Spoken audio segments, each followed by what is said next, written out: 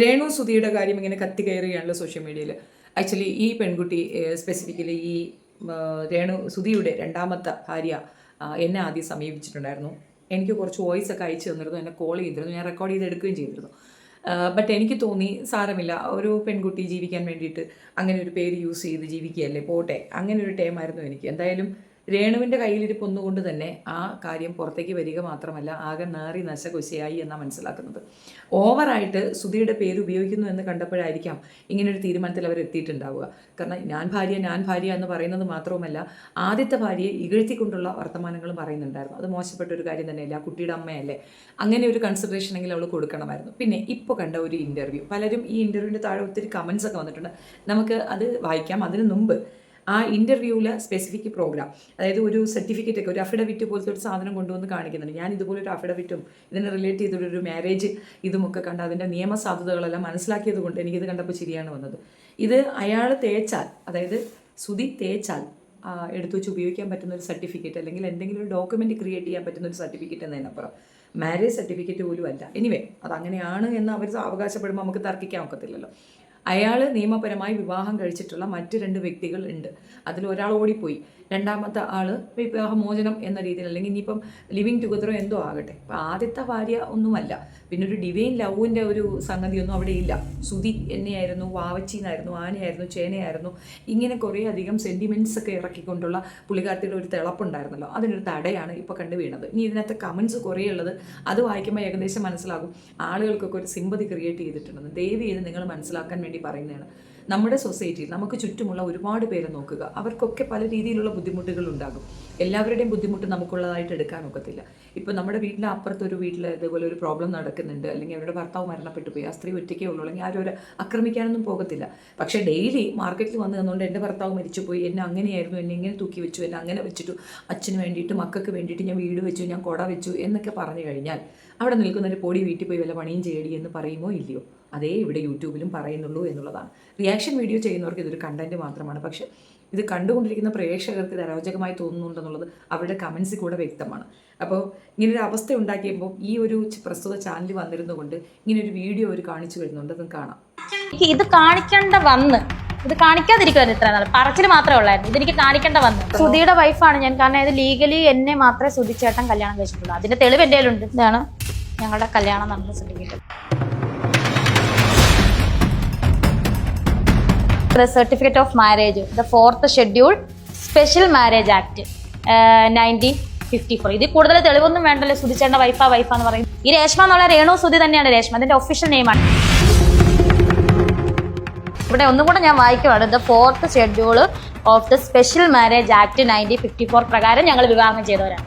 ഇനി ഞാൻ സുധിച്ചേട്ടൻ്റെ ഫോട്ടോ വെക്കുന്നതിന്, സുധിച്ചേട്ടൻ്റെ പേര് വെക്കുന്നതിന് ഇവർക്ക് എന്നാന്നേ? ഞാൻ ഇന്ന് വരെ വേറൊരാളെ കല്യാണം കഴിച്ചിട്ടില്ലല്ലോ, ഇങ്ങോട്ട് കല്യാണം കഴിക്കാനും പോകുന്നില്ല തന്നെയാണ് വിശ്വാസമാണ്. ഉറപ്പൊന്നുമില്ല, വേറെ കല്യാണം കഴിക്കാൻ ചാൻസസ് ഒരുപാട് പേര് പ്രപ്പോസൽസ് വരുന്നുണ്ട്. ഇപ്പോഴും ഒരു ഗവൺമെന്റ് ഉദ്യോഗസ്ഥൻ കഴിഞ്ഞ ദിവസം വന്നു, ആൾ ഡിവോഴ്സ് ആണ്. രേണുവിനെ ഇഷ്ടമാണ്, നേരത്തെ തന്നെ സംസാരിച്ചു, രേണുവിനെ ഇഷ്ടമാണ് കല്യാണം. ചേട്ടൻ ഞാൻ ഇപ്പോൾ തീരുമാനിച്ചില്ല, ഇപ്പൊ ഞാൻ കല്യാണത്തെ പറ്റി ഒന്നും തീരുമാനിച്ചു. ചേട്ടൻ നല്ല പെണ്ണെ കിട്ടും. അതുപോലെ വേറെ മോളെ പോലെ നോക്കിക്കോളാം, പുറത്തുനിന്നുള്ള ദുബായ്ക്കാരെ മോളെ പോലെ. അതിന് മുന്നേ 2-3 മാസം മുന്നേ മോളെ പോലെ നോക്കിക്കോളാം. സ്വത്തുണ്ട്, കാര്യം സോഷ്യൽ മീഡിയയിൽ എന്ത് വന്നാലും എനിക്ക് വിഷയം, എൻ്റെ പണമുണ്ട്, രേണു ഒന്ന് സമ്മതിച്ചാൽ മതി, രേണു കിട്ടും. ഒരുപാട് പേര് അങ്ങനെ ഒരു 4-5 പ്രപ്പോസൽസ് എങ്കിലും വന്നിട്ടുണ്ട് കല്യാണം കഴിക്കാനുള്ള രീതിയിൽ. എൻ്റെ നേരിട്ടാണ് വരുന്നത്. രേണു കല്യാണം കഴിക്കാൻ താല്പര്യമാണ്, കുഞ്ഞു പോലെ ഒരാൾ കുഞ്ഞിനെ പോലെ നോക്കിക്കോളാം. എനിക്കൊന്നും വെച്ചാൽ എൻ്റെ ഇളയതാണ് കുഞ്ഞിനെ പോലെ നോക്കാതെ പറഞ്ഞാൽ ഞാൻ അപ്പോഴൊക്കെ പറഞ്ഞോ എനിക്കിപ്പോൾ അങ്ങനെ ഒരു താല്പര്യം. ഇപ്പം ഈ പറഞ്ഞതുപോലെ തന്നെ ഈ വാട്സ്ആപ്പ് ത്രൂ അല്ലെങ്കിൽ ഇൻസ്റ്റാഗ്രാം ത്രൂ വരുന്ന മെസ്സേജസോ അങ്ങനെയൊന്നും അല്ലാണ്ട് ഒരാൾ ശരിക്കും ചേച്ചിയുള്ള പ്രണയം കൊടുത്ത് നേരിട്ട് പറഞ്ഞു ദിവസം ഞാൻ ഷൂട്ടിന് പോയപ്പോൾ ഒരാൾ കണ്ടു, രേണു സുധി ഗവൺമെന്റ് ഉദ്യോഗസ്ഥനെ പറയുന്നില്ല, ഡീറ്റെയിൽ ഒന്നും പറയുന്നില്ല, ഗവൺമെന്റ് ഉദ്യോഗസ്ഥൻ ഇപ്പൊ സർവീസുള്ള ആളാണ്. ആരെന്ത് രേണു വേറൊന്നല്ല, ഞാൻ ഡിവോഴ്സ് രേണു ഇപ്പോൾ ഞാൻ നേരിട്ട് കാണുന്നത്. എനിക്ക് രേണുവിനെ ഇഷ്ടമാണ്, പ്രപ്പോസലായിട്ട് വീട്ടിലോട്ട് വന്നോട്ടെ, ഞാൻ പിന്നെ ആയിട്ടാണ്. എനിക്ക് 2 മക്കളുണ്ട്, വൈഫ് ഡിവോഴ്സ് ആണ്, ഞാൻ ഓക്കെയാണ്, രേണു ഓക്കെയാണ്. ഞാൻ പറഞ്ഞു എന്നെ വിട്ടേക്ക്, ഞാൻ ഇപ്പം പ്രിപ്പയർ ഒന്നും അല്ല, ഞാൻ കല്യാണം ഇങ്ങനെ ചോദിച്ചത് കല്യാണം കഴിക്കാൻ താല്പര്യമുണ്ടായിരുന്നു, അടുത്ത നെക്സ്റ്റ് മാരേജ് നോക്കുന്നുണ്ടെങ്കിൽ ഇല്ലാന്ന് പറഞ്ഞു. അപ്പോഴാണ് ആൾ പറഞ്ഞത് എനിക്ക് ഇഷ്ടമാണ് രേണുവിനെ, നമുക്ക് വീട്ടിൽ വന്ന് കാര്യമൊക്കെ പറയാൻ. ഇപ്പൊ ഒന്നും വേണ്ടെന്നല്ല, ഇപ്പൊ ഞാൻ തീരുമാനിച്ചിട്ടില്ല കല്യാണത്തെ പറ്റി. അതെ, അല്ല ഇപ്പം ഇൻ കേസ് ഇതിപ്പം ഇപ്പോഴത്തെ കാര്യം ഇപ്പോൾ ചേച്ചി ഓൾറെഡി സുധിച്ചേട്ടന്റെ പേര് മാത്രം ഒതുങ്ങാൻ ആഗ്രഹിക്കുന്ന ഒരു വ്യക്തിയാണ്. പക്ഷേ ഇനി അങ്ങോട്ട് മുന്നോട്ട് പോകുമ്പോൾ ആരോടെങ്കിലും ചേച്ചിക്ക് ആത്മാർത്ഥമായിട്ട് ശരി വന്നൊരു പ്രപ്പോസൽ വന്നു, ശരി ഇയാളെ എനിക്ക് വിശ്വസിക്കാം, അല്ലെങ്കിൽ സുധിച്ചേട്ടന് ശേഷം എനിക്ക് വിശ്വസിക്കാൻ ആകുന്ന ആൾ ഇദ്ദേഹമാണ് എന്ന് ചേച്ചിക്കായിട്ട് തോന്നി ചേച്ചി ഒരു വിവാഹം കഴിക്കുകയാണ്. അങ്ങനെ കഴിക്കുകയാണെന്നുണ്ടെങ്കിൽ രേണു സുധി എന്നുള്ള പേരിൽ ചേഞ്ചസ് ഉണ്ടാവുമോ? ചേഞ്ചസ് ഉണ്ടാവണ്ടേ? പിന്നെ സുധി എന്നുള്ള പേര് വെച്ചിട്ട് തന്നെ കാണിക്കാൻ കാണിക്കാൻ പറ്റും. കാരണം അപ്പം പറയാം സുധിച്ചേട്ടന്റെ പേര് ചവിട്ടുപറ്റേന്ന് അറിയുന്നതല്ല പറഞ്ഞത്. പിന്നെ ആ പേരെന്താണ്? പേര് പിന്നെ അർത്ഥമല്ല ആയിക്കോത്തില്ലേ? സോ അല്ലെങ്കിൽ പിന്നെ സുധി എന്നുള്ള പേരിലുള്ള ആളെ പിടിച്ച് കല്യാണം കഴിക്കണം. ഇപ്പോൾ ഓൾറെഡി ഓക്കെ, ഇപ്പം ചേച്ചി സുധിച്ചേട്ടന്റെ പേരിൽ അല്ലെങ്കിൽ സുധിച്ചേട്ടനോട് ഒതുങ്ങി കൂടാൻ താല്പര്യപ്പെടുന്ന ഒരാളാണ്. പക്ഷേ ഇനി ഭാവിയിൽ ചേച്ചിയുടെ ആത്മാർത്ഥമായിട്ട് പ്രണയമായിട്ട് ഒരാൾ വരികയാണ്, ചേച്ചിക്കും തോന്നുകയാണ് ഓക്കെ സുധിച്ചേട്ടന് ശേഷം എനിക്ക് വിശ്വസിക്കാൻ പറ്റുന്ന ഒരാൾ അല്ലെങ്കിൽ സുധിച്ചേട്ടന് വെച്ചിട്ട് പോവാ പെണ്ണുമ്പിളെ. ഇതിനെ തുടർന്നുള്ള കമൻസ് ആണ് നമ്മൾ വായിക്കാൻ ഉദ്ദേശിക്കുന്നത്. ഞാൻ കുറേ കമൻസ് എടുത്ത് വെച്ചിട്ടുണ്ട്. നമുക്ക് കമൻസിലൂടെ ഒന്ന് ചുമ്മാ ഗോത്രൂവാകാം, കാണാം. ആൾക്കാർ പറയട്ടെ, രേണുവിന് നല്ല ഒരു വഴി കാണിച്ചു കൊടുത്തിട്ടുണ്ട്, നീ കഴിവ് തെളിയിക്കൂ. ആൾക്കാർക്ക് പറയാം, അവർ ജീവിച്ചോട്ടെ. ഈ പറയുന്നവർക്ക് ഇതൊന്നും ചെയ്യാൻ പറ്റില്ല, പിന്നെ അവരുടെ വഴിക്ക് വിടൂ പ്ലീസ്. അക്കൗണ്ട് വേറെ കാണും. ബിക്കോസ് ഈ കൊടുക്കുന്ന ഇൻ്റർവ്യൂവിന് പോലും ചോദിക്കുന്ന പൈസ കിട്ടും. അതായത് ഇത് എഴുതിയിട്ടിരിക്കുന്ന സനു എന്ന് പറയുന്ന ഒരാളാണ്. പക്ഷേ ഒരു കാര്യമുണ്ട്, അതൊരു സത്യമായ കാര്യമാണ്. ഞാൻ ചോദിക്കട്ടെ, ഇൻ്റർവ്യൂവിന് പോകുമ്പോൾ ആരാണ് ഈ പറയുന്ന സർട്ടിഫിക്കറ്റ് കൊണ്ടുപോയി ഇൻ്റർവ്യൂവിന് ഇരിക്കുന്നത്? അപ്പം ഇത് തീർച്ചയായിട്ടും തീരുമാനിക്കപ്പെട്ട ഒരു ഇൻ്റർവ്യൂ ആണ്. ആ ഇൻ്റർവ്യൂവിൽ അവർ വന്നിരിക്കുന്നു എന്നതിനപ്പുറം കള്ളത്തരത്തിൻ്റെ ഉസ്താദിനെയാണ് ഈ തള്ള എന്നുള്ളത് തെളിവാണ്. എന്തുകൊണ്ട് രേണു സുധിയെ വീണ്ടും വീണ്ടും എടുക്കുന്നു, കണ്ടന്റ് ആക്കുന്നു എന്ന് പറഞ്ഞാൽ അവരിതുപോലെ വീണ്ടും പോയി ഇൻ്റർവ്യൂ കൊടുത്തിട്ട് അവരുടെ കഴിവുകൾ ഇങ്ങനെ തെളിയിച്ചു കൊണ്ടിരിക്കുകയാണ്. ഭർത്താവ് നഷ്ടപ്പെട്ട ഒരു സ്ത്രീ സോഷ്യൽ മീഡിയ കിടന്ന് തിരിച്ച് വീണ്ടും ഇമാതിരി അർമാദിപ്പ് നടത്തുമ്പോൾ ആളുകൾ അതിനെ ചോദ്യം ചെയ്യുക സ്വാഭാവികമാണ്. അവർ കാണിക്കുന്ന കള്ളത്തരമാണെന്ന് പൂർണ്ണ ബോധ്യമുള്ളത് കൊണ്ടാണ് അതിനെ എതിർക്കുന്നത്. അത് ചെയ്യാതെ അവർക്ക് ചെയ്യാമല്ലോ. ഇപ്പോൾ എത്ര പേരുണ്ട്, ഇപ്പോൾ ഭർത്താവ് നഷ്ടപ്പെട്ട എത്രയോ മനുഷ്യർ സോഷ്യൽ മീഡിയയിലുണ്ട്. അവരൊക്കെ ദിനം പ്രതി ഇത് തന്നെ പറഞ്ഞ് ഇൻ്റർവ്യൂ കൊടുത്തുകൊണ്ടിരിക്കുകയാണോ? അത് മാത്രവുമല്ല, ചില വിഷയങ്ങൾ നമ്മൾ കാണുമ്പോൾ നമുക്ക് തിരിച്ച് പറയാൻ തോന്നും.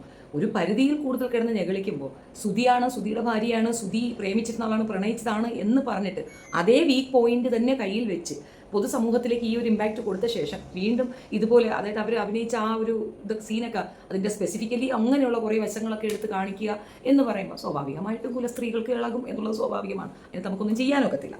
കമൻസിൽ പറഞ്ഞ ഈ അക്കൗണ്ട് നമ്പറിൽ ഇത്ര രൂപയെ ഉള്ളോളെന്ന് എടുത്ത് കാണിക്കുകയാണ് പുള്ളിക്കാരത്തി. അത് കണ്ട് കരയുകയാണ് ആ പറയണം ആങ്കർ. അതിനുള്ള മറുപടിയാണ് അവരിട്ടിരിക്കുന്നത്. അവരെങ്ങനെയും ജീവിക്കട്ടോ, രണ്ടറ്റം കൂട്ടിമുട്ടിക്കാൻ ആ പങ്കുവച്ചപ്പെടുന്ന പാട് ഓരോ പെടാപ്പാടുകളെ എടുത്ത് കണ്ടന്റാക്കി അതിൽ ആനന്ദം കണ്ടെത്തുന്നവർ വിട്ടേക്കിടോ, അവർ മനുഷ്യരല്ലേ? കഷ്ടം. ഒരാളെ ഇത്രയും മാരകമായ രീതിയിൽ വേട്ടയാടുന്നത് പാപം. അത് ജീവിക്കാനായി കഷ്ടപ്പെടുന്നു. 2 കുട്ടികളെ വളർത്താൻ സമ്മതിക്കില്ല. എത്ര ഇൻ്റർവ്യൂ ആയി. ബാലൻസ് കണ്ട് കരഞ്ഞത് അത്ഭുതം. ഇപ്പോൾ എൻ്റെ കണ്ടെങ്കിൽ സൂയിസൈഡ് ചെയ്തേനെ. ആ പാവം പിടിച്ച പെണ്ണിനെ ജീവിക്കാൻ വിടും. എന്തിനാ വെറുതെ ഓരോ ദിവസവും ഇത്തരത്തിൽ അതിനെ പിരിച്ചെടുത്ത് ഇൻ്റർവ്യൂ എന്ന് പറഞ്ഞ് വെറുതെ വേദനിപ്പിക്കുന്നത്? ശരിക്കും ഈ രേണുവിനെ ഇതുപോലെ വിമർശിക്കാൻ വേണ്ടി സമൂഹത്തിൻ്റെ മുന്നിലേക്ക് ഇട്ടുകൊടുക്കുന്ന ഇത്തരം ന്യൂസ് ചാനലുകൾ തന്നെയല്ലേ? അവരെന്തിനാണ് ഈ പാവം പെണ്ണിനെ ഇത്തരത്തിലുള്ള ഇൻ്റർവ്യൂ എടുത്ത് FB പോലുള്ള സോഷ്യൽ മീഡിയയിൽ കൊണ്ടുവന്ന് അതെല്ലാം വിളമ്പുന്നത്? അതുകൊണ്ടല്ലേ പൊതുജനങ്ങൾ ഇങ്ങനെ നെഗറ്റീവ് കമൻറ്റ് എഴുതി അതിൻ്റെ ബോധപൂർവ്വം നാറ്റിക്കാൻ ശ്രമിക്കുന്നത്? അപ്പോൾ അവർ മാനസികമായി തകർക്കാൻ, നാണം കെടുത്താൻ മുന്നിൽ നിൽക്കുന്നത് ഇത്തരം ചാനലുകൾ തന്നെയല്ലേ? ആ ചോദ്യം എനിക്കങ്ങ് ഇഷ്ടപ്പെട്ടു. സത്യത്തിൽ അതിലൊരു കാര്യമുണ്ട്. ഈ ചാനലുകൾ വിളിക്കുമ്പോൾ ഓടിപ്പാൻ അങ്ങോട്ട് പോകുന്ന എന്തിനാ? രേണുവിനെ അവിടെ ആരെങ്കിലും പിടിച്ചുകൊണ്ടൊന്ന് ഇരുത്തിയിട്ടുണ്ടോ? അവിടെ വേറെ ബന്ധനസ്ഥയൊന്നുമല്ലല്ലോ. കുറച്ചുകൂടെ ബോധമില്ലേ? ഉള്ളൊരു സ്ത്രീ തന്നെയല്ലേ? പിന്നെ കമൻസിൽ മറ്റൊരു കാര്യം വരുന്നുണ്ട്. ഇവിടെ കോട്ടയത്തെങ്ങാണ്ടുള്ള ഒരാളെ വിവാഹം കഴിച്ചിട്ടുണ്ട് പുള്ളിക്കാരത്തി എന്നാ പറയുന്നത്. ക്രിസ്ത്യൻ നിയമപ്രകാരം ആ ഡിവോഴ്സ് ആയിട്ടുണ്ടോ ഇല്ലയോ എന്നുള്ളതൊന്നും എനിക്കറിയത്തില്ല. ഇനി അതിൻ്റെ ഡീറ്റെയിലിങ്ങും അറിയത്തില്ല. പക്ഷേ കമൻസിലൊക്കെ അങ്ങനെ കുറേ അധികം കാര്യങ്ങൾ കാണുന്നുണ്ട്. പുള്ളിക്കാരത്തിയുടെ 2ാമത്തെ വിവാഹം, അയാളുടെ 3ാമത്തെ വിവാഹം. ഇത്രയും ഭയങ്കരമായ ഒരു വിവാഹത്തിനെയാണ് എടുത്തു വെച്ച് ഭയങ്കരമായ പ്രണയ വിവാഹവും അതിനോടനുബന്ധിച്ച നഷ്ടങ്ങൾ ഒക്കെ പറഞ്ഞുകൊണ്ട് വിളമ്പി തകർക്കുന്നത്. രേണുവിൻ്റെ കാര്യം മാത്രം നോക്കി ആരും ശല്യം ചെയ്യുന്നില്ല. പക്ഷേ രേണു സ്ഥിരമായിട്ടിരുന്നു കൊണ്ട് ആദ്യ ഭാര്യ അപമാനിക്കുക, അതും ആ കുട്ടി കൂടെ ഉണ്ടേ ആ കുഞ്ഞിൻ്റെ അമ്മയെ അപമാനിക്കുക, ഇവർ തമ്മിൽ ഭയങ്കര പ്രണയമായിരുന്നു ഇല്ലാവചനം പറയുക, കള്ളത്തരങ്ങൾ വിളിച്ച് പറയുക. അയാൾക്ക് 3ാമത് പ്രണയം തോന്നിയ ഒരു സ്ത്രീ മാത്രമാണ് ഇത്. അത് മാത്രമല്ല 2ാമത്തെ ഭാര്യ കയ്യോടെ പൊക്കി എന്നൊക്കെയാണ് കേൾക്കുന്നത് തന്നെ. ആകെ മൊത്തത്തിൽ കുളമായി നിൽക്കുന്ന രേണുവിനെ ഇനിയെങ്കിലും കുറച്ച് ദിവസം അടങ്ങി ഒതുങ്ങി നിൽക്കാൻ പറയാം. അവൾ പ്രോഗ്രാമൊക്കെ അവതരിപ്പിച്ചോട്ടെ, അഭിനയിച്ചോട്ടെ, അതിലൊന്നും തർക്കമില്ല. പക്ഷേ ഈ ഇൻ്റർവ്യൂ കൊടുക്കുകയും അതിൽ നിന്ന് കട്ടിങ്സ് എടുത്തുകൊണ്ട് ഇടുകയും ഒക്കെ ചെയ്യുമ്പോൾ നഷ്ടപ്പെടുന്നത് അവളുടെ സ്വസ്ഥത തന്നെയായിരിക്കും. കുറച്ചുകൂടെ ഫേമസ് ആവാനുള്ള കളിയാണ് കളിക്കുന്നത്. ഈ ഒരുമാതിരി കളി കളിക്കുമ്പോൾ ആളുകൾ ശ്രദ്ധിക്കും ഒരു തെറ്റായ തോന്നൽ ആ പെണ്ണിനുണ്ട്. അത് തന്നെയാണ് അവൾ ഇവിടെ കൊണ്ടുവന്ന് വെച്ചിരിക്കുന്നത്. അവളുടെ ഡ്രസ് കോഡോ അവൾ ഒരുങ്ങി നടക്കുന്നതിനൊന്നും ആരും ഒന്നും പറയത്തില്ല. അതൊക്കെ തെറ്റായ നിഗമനങ്ങളും അല്ലെങ്കിൽ വ്യാഖ്യാനങ്ങളുമാണ്. അങ്ങനെയൊന്നും അല്ല. സത്യത്തിൽ രേണു തന്നെയാണ് രേണുവിൻ്റെ ശത്രു. അനാവശ്യമായി ഇപ്പോൾ ഒരു ഇൻ്റർവ്യൂവിന് പോയിരുന്ന് കൊടുത്ത പൈസ കിട്ടും. ആ പൈസ ഉദ്ദേശിച്ചുകൊണ്ടാണ് നിരന്തരമായി ഇൻ്റർവ്യൂ കൊടുക്കുന്നത്. അവനവൻ്റെ നിലയ്ക്ക് അനുസരിച്ചിട്ടുള്ള സംസാരങ്ങൾ വേണം. ഇത്രയധികം പ്രപ്പോസലൊക്കെ പുള്ളിക്കാരത്തേക്ക് വന്നൊന്ന് പബ്ലിക്കിൽ പറയേണ്ട കാര്യം എന്താണ്? ഇതൊക്കെ ആളുകൾ ഏത് രീതിയിൽ എടുക്കും എന്നുള്ള സാമാന്യ ബോധമില്ല. ഒരു കൊച്ചു ചെറുക്കൻ കല്യാണം ആലോചിച്ചു എന്ന് വെച്ചാൽ 24 മണിക്കൂറും ഫേസ്ബുക്ക്, ട്വിറ്റർ, ഇതിലൊക്കെ കയറി കുത്തിയിരിക്കുന്നവർക്ക് സ്ഥിരം വരുന്ന ചില ഇതൊക്കെ തന്നെയാണ്. പലരും പല രീതിയിൽ വന്ന് പ്രപ്പോസലൊക്കെ വെക്കും. ഇതൊക്കെ ഒരു ഗമയായിട്ട് പറയേണ്ട കാര്യമുണ്ട്. അത്ര ആഗ്രഹമുണ്ടെങ്കിൽ മറ്റൊരു വിവാഹം കഴിച്ച് സ്വസ്ഥമാകുന്നതല്ലേ നല്ലത്. അതിന് വേണ്ടിയിട്ട് ഇങ്ങനെയും കടന്നങ്ങ് തിളക്കേണ്ട കാര്യമുണ്ട്. കണ്ടപ്പോൾ ഇഷ്ടപ്പെടാത്ത കാര്യം പറഞ്ഞു എന്നതിനപ്പുറം നമുക്ക് അവർ ജീവിക്കേണ്ടെന്നൊന്നുമില്ല. സ്വസ്ഥമായി ജീവിച്ചു പോകട്ടെ. എത്രയോ പേര് ഭർത്താവ് നഷ്ടപ്പെട്ട്, ഭർത്താവ് മരണപ്പെട്ട് ഉച്ചകളെ നോക്കാൻ വേണ്ടിയിട്ട് എന്തെല്ലാം തൊഴിലുകൾ എടുത്ത് ജീവിക്കുന്നുണ്ട്. അവരെല്ലാം ഇതുപോലെ ഏരവാദം പറയുന്നുണ്ട്. ആരെങ്കിലും അവരെ ആക്രമിക്കുന്നത് കണ്ടിട്ടുണ്ടോ? ഇപ്പോൾ റോഡ് സൈഡിലൊക്കെ ഫുഡ് ഉണ്ടാക്കിക്കൊണ്ട് വിൽക്കുന്നവരുണ്ട്. കുറേ പെണ്ണുങ്ങളുണ്ട്. ഞാൻ മിക്കവാറും സ്ത്രീകളോട് ചോദിച്ചിട്ടുണ്ട്. ഒന്നുകിൽ ഭർത്താവ് മരണപ്പെട്ടായിരിക്കും, അല്ലെങ്കിൽ ഉപേക്ഷിച്ച് പോയതായിരിക്കും.